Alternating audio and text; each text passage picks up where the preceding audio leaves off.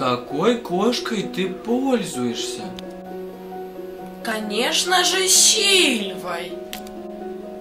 Но почему? Ведь есть множество разных кошек. Сильва – это множество свежих дырок.